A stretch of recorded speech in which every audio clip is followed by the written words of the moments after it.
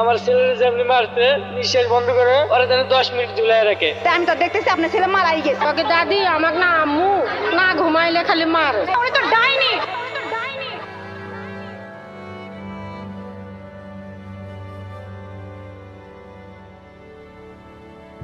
সাল 2023 5ই ফেব্রুয়ারি বেলা 11:40 দেখা যায় ঢাকার পশ্চিম ধানমন্ডির 32/1 নং বাসার ভাড়াটিয়া রেশমা খাতুন তার একমাত্র ছেলে সাইমকে নিয়ে বাসায় ঢুকছে। সাইমের হাতে তখন চিপসের প্যাকেট ছিল। বেশ মনের আনন্দেই সাইম চিপস খেতে খেতে নিজের মায়ের সাথে বাসায় ঢুকছে। এর ঠিক 2 ঘন্টা পর 2টার দিকে রেশমাকে আবার বের হতে দেখা যায়। বের হয়ে রেশমা ঠিক তার পাশের বাসার প্রতিবেশী নার্গিস আক্তারের কাছে যায়। নার্গিসকে গিয়ে বলতে শুরু করেন ছেলে ঘুমিয়েছিল, এখন তার কোনো লড়াচড়া নাই আর সে এখন কোনো কথাও বলছে না। নার্গিস তাকে বুঝায় হয়তো ছেলে গভীর ঘুমিয়ে আছে, ভালো মতো ডাক দাও সে উঠে যাবে। কিন্তু রেশমা আরো কাতে কাতে বলে সে সবকিছুই করেছে, ছেলে কোনো শব্দও করছে না, লড়াচড়াও করছে না। কেন? ভিডিও শুরু থেকে একটি কথা বলতেছে, যারা এখন পর্যন্ত আমাদের এই চ্যানেলকে সাবস্ক্রাইব করেন অবশ্যই চ্যানেলকে সাবস্ক্রাইব করবেন, আর যারা ফেসবুক পেজ থেকে দেখতেছেন অবশ্যই ফেসবুক পেজটা ফলো করবেন, আর নিচে একটি কমেন্ট করে যাবেন। আপনার ভালো লাগলে কমেন্ট করবেন, খারাপ লাগলে একটি কমেন্ট করে যাবেন।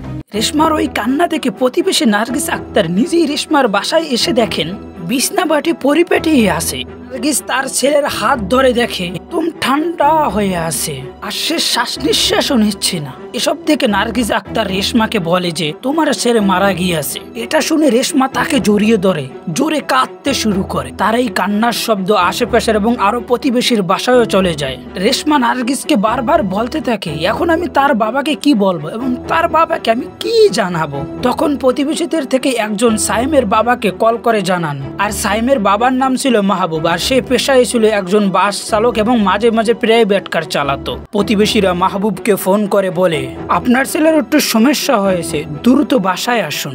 মাহবুব তখনও জানতো না তার ছেলের কি সমস্যা হয়েছে।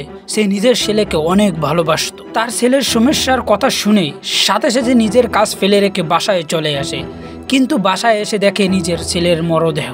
পাত্রী রেশমার মতো সেও কান্নায় ভেঙে পড়ে, কিন্তু ছেলের মরদেহ জড়িয়ে কাদার সময়ে খেয়াল করে তার ছেলের পা বাঁকা, নাকে রক্ত জমাট, মুখে এবং গলায় বেশ কিছু আঘাতের চিহ্ন। মাহবুবের মাথায় চলে আসে এক ভয়ঙ্কর চিত্র। যে সন্তানের মায়ের কোলে বসে কান্নার কথা ছিল এবং ছোট শিশুদের সাথে খেলার কথা ছিল, যে 8 বছর শিশুকে কেন নির্মমভাবে হত্যা করা হলো, এর পিছনে রহস্য কি, আর এই শিশু মার্ডারের রহস্য কি এবং গল্পের ভিতরে কিভাবে গল্প লুকিয়ে থাকে সেটা আপনি এই ভিডিওটা দেখলেই বুঝতে পারবেন। আর আমরা এমন একটি সময় বাস করছি যে সময় সারা পৃথিবী হলো সাইকোপ্যাথ। তার ছেলেকে কে আঘাত করেছে বা তার ছেলেকে কি মেরেছে, তার সন্দেহের তীর সর্বপ্রথম যায় তার নিজের স্ত্রীর দিকে। তাকে 2-1 জিজ্ঞাসা করেছিল কিভাবে হয়েছে এই ঘটনা, কিন্তু রেশমা তখন বলে হয়তো সে হার্ট অ্যাটাকে মারা গিয়েছে। তখন মাহবুব খেয়াল করে রেশমার নিজের হাতে বেশ কিছু নখের আঘাতের চিহ্ন। এবার আর মাহবুবের বুঝতে বাকি রইল না কি হয়েছে। বাবার সাথে সাথে পুলিশকে কল করে। পুলিশ আসতে মাহবুব পুলিশকে বলতে শুরু করে রেশমা তার ছেলে সাইমকে হত্যা করেছে। কিন্তু কেউ কিভাবে বিশ্বাস করবে মা তার ছেলেকে হত্যা করেছে? কারণ মাকেই আমরা আমাদের সব থেকে কাছের মানুষ মনে করি। পুলিশও এই কথা মানতে চায় না, কিন্তু অভিযোগটাও বাহিরের কেউ করছে না, আর অভিযোগ করছে সন্তানেরই আপন বাবা। পুলিশ বাসার বাইরে সিসিটিভি ফুটেজ চেক করে দেখা যায় 11:40 অর্থাৎ রেশমা এবং সাইম একসাথে বাসায় ঢোকে। বাসায় ঢোকার পর মাঝে বেশ কয়েকবার বাসা থেকে বাহির হয়েছে এবং আশপাশটা কয়েকবার চেক করেছে, আবার তারপর সে বাসায় ঢুকে গিয়েছে। কিন্তু এই 2 ঘন্টার মাঝে অন্য কোনো মানুষকে বাসা আসতেও দেখেনি এবং বাসা থেকে বাইর হতেও দেখেনি সিসিটিভি ফুটেজে। তখন পুলিশের কাছে স্পষ্ট হয়ে যায় সাইমকে যদি হত্যা করা হয় রেশমা ছাড়া আর কেউ হত্যা করেনি, তার নিজের মাই তাকে হত্যা করেছে। আর অন্য কারো কাছে এই হত্যাকাণ্ড করা সম্ভবই নয়। পায়ের এবং গায়ের আঘাতের দাগ, রেশমির গায়ে নখের আঁচড়ের চিহ্ন পুলিশকে সেদিকে ইঙ্গিত দিচ্ছিল। পুলিশ মাহবুবকে সাথে নিয়ে রেশমিকে জোর করে জিজ্ঞাসাবাদ করতে শুরু করে। রেশমা বুঝে যায় সে যে ধরা পড়ে গিয়েছে, আর এখান থেকেই বেরিয়ে আসে আসল সত্য ঘটনা। সে সবকিছুই বলবে, তবে মাহবুবকে যেন ঘরের বাইরে পাঠাই দেওয়া হয়, তার সামনে সে কিছুই বলবে না। পুলিশের অনুরোধে মাহবুব বাসার বাইরে চলে যায়। রেশমা তখন পুলিশকে বলে বাসায় আসার পর তার ছেলে গোসল করে ঘুমিয়ে পড়ে, আর এই ঘুমের মাঝে তার ছেলেকে বালিশ চাপা দেয়। আর বালির চাপা দিয়ে ধরার পর তার 5 মিনিট পর তার প্রতি মায়া হয়, অর্থাৎ সাইমের প্রতি তার মায়া বেড়ে যায়। তখন সাইমের মুখ থেকে বালিশটা সরিয়ে ফেলা হয়। ততক্ষণে তার ছেলে অলরেডি নিঃশ্বাস ত্যাগ করে ফেলেছিল। ক্রিমিনোলজি অর্থাৎ অপরাধ বিজ্ঞান অনুযায়ী প্রতিটা ক্রাইমের পিছনে একটি করে মোটিভ থাকে, আর সাধারণত মোটিভ ছাড়া কেউ হত্যা করে না। আর যদি কেউ হত্যা করে থাকে সে সাইকোপ্যাথ। আর সাইকোপ্যাথ হয়ে কি তার সন্তানকে হত্যা করছে বালির চাপা দিয়ে, নাকি অন্য কিছু?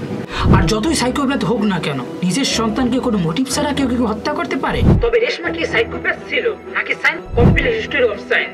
সাল 2014 বা 15 মাঝামাঝি সময় বাস ড্রাইভার মাহবুব তখন নিজের পরিবারের সম্মতিতে সালমা নামে একজন মেয়েকে বিবাহ করে। মাহবুব এবং সালমার সংসারে জন্ম নেয় একটি ছেলে। মাহবুব এবং সালমা নিজেদের একটি ছেলে সন্তানকে নিয়ে তারা খুব খুশিতে দিন কাটাচ্ছিল। স্বামী স্ত্রীর মাঝে কখনো কোনো সমস্যাই ছিল না, দুজনে হ্যাপি ম্যারিড কাপল ছিল। কিন্তু এই সুখের দিন বেশি দিন আর থাকলো না। হঠাৎ সালমা জন্ডিস রোগে আক্রান্ত হয়।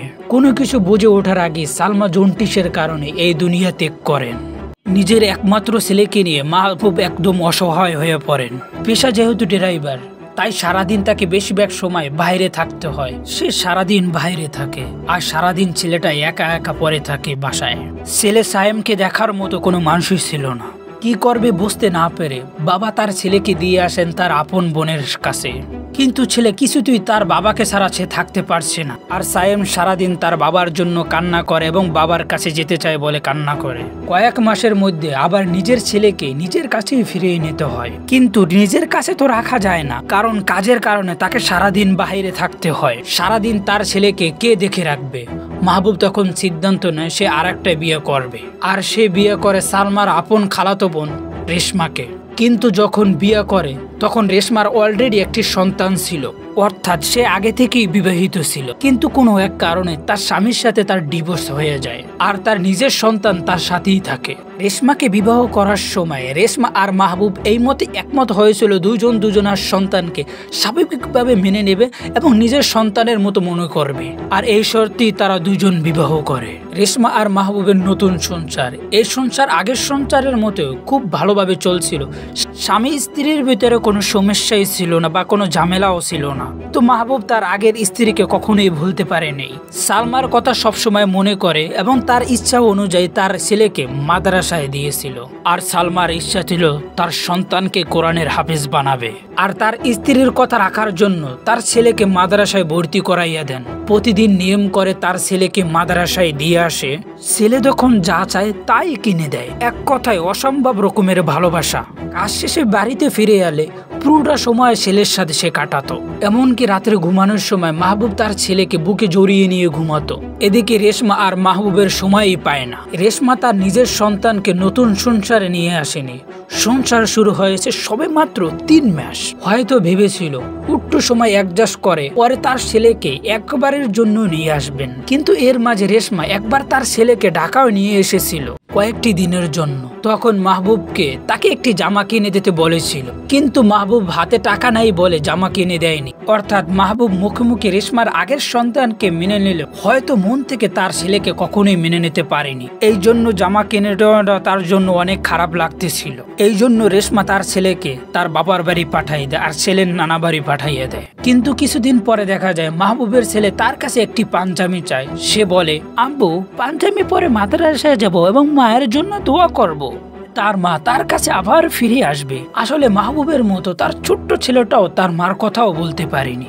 আর রেশমার তার প্রতি আচার ব্যবহার খুব একটা ভালো ছিল এটাও বলা যাবে না।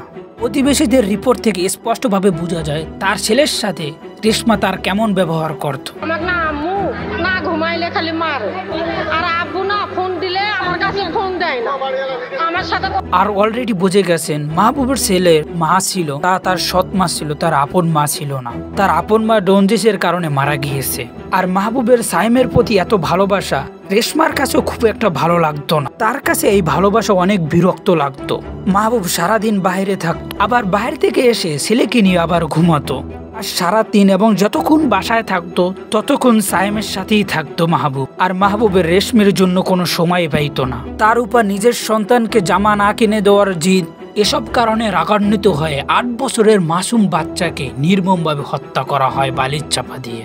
15 ফেব্রুয়ারি দুপুর 2টার সময় ঘুমের বাজে নিজের জিদকে কন্ট্রোল করতে না পেরে। আর এটা আমি বাংলাদেশের একটি গল্পের কথা বললাম, এই ধরনের হাজারো গল্প লুকিয়ে আছে আমাদের বাংলাদেশের ভিতরে, এবং হাজারো মানুষ হত্যা হচ্ছে, হাজারো শিশু হত্যা হচ্ছে, হাজারো নারী ধর্ষিত হচ্ছে আমাদের এই বাংলাদেশে। আবার হাজারো নারী ধর্ষণ হওয়ার পর, ধর্ষিত হওয়ার পর নির্মম হত্যাকাণ্ডের শিকার হইতে আছে। আবার সেই হত্যাকাণ্ড চাপা দেওয়ার জন্য হাজারো মানুষ প্রভাব খাটাইতে আছে। শুধু দুই একটি গল্প আমাদের সামনে উঠে আসে, আর বেশিরভাগ গল্প মাটির তলে, কাগজের তলে, টাকার নিচে চাপা পড়ে যায়। বাস্তবতা খেয়াল রাখতে হবে, ইমোশন হয়ে কাজ করলে চলবে না। কাউকে ভালোবাসবেন বেশি আর কাউকে কম বাসবেন, তা কখনই হতে পারে না। হিংসার ভিতরে দর্শন লুকিয়ে থাকে, দর্শনের ভিতরে আবার হিংসা লুকিয়ে থাকে, এভাবে এক অপরাধের পিছনে আর এক অপরাধ লুকিয়ে থাকে। তাই ভালো থাকবেন, সুস্থ থাকবেন। সমস্ত অপরাধ থেকে নিজে বাঁচতে হবে, নিজের পরিবারকে বাঁচাতে হবে, সন্তানদের বাঁচাতে হবে, আত্মীয় স্বজন সবাইকে বাঁচানোর চেষ্টা করতে হবে। তাই ভালো থাকবেন, সুস্থ থাকবেন, চ্যানেলের পাশে থাকবেন। যারা এখন প্রথম আমাদের এই চ্যানেলকে সাবস্ক্রাইব করেন, অবশ্যই আমাদের এই চ্যানেলকে সাবস্ক্রাইব করবেন। আর যারা ফেসবুক পেজ থেকে দেখতেছেন, অবশ্যই ফেসবুক পেজটা ফলো করে রাখবেন। নিজস্ব কোনো মন্তব্য থাকলে অবশ্যই নিচে কমেন্ট বক্সে উন্মুক্ত, অবশ্যই নিচে কমেন্ট করে জানাবেন। আর এই ধরনের আরো সুন্দর সুন্দর ভিডিও দেখতে চাইলে চ্যানেলটা ঘুরে আসেন, এই ধরনের আরো সুন্দর সুন্দর ভিডিওগুলো পেয়ে যাবেন।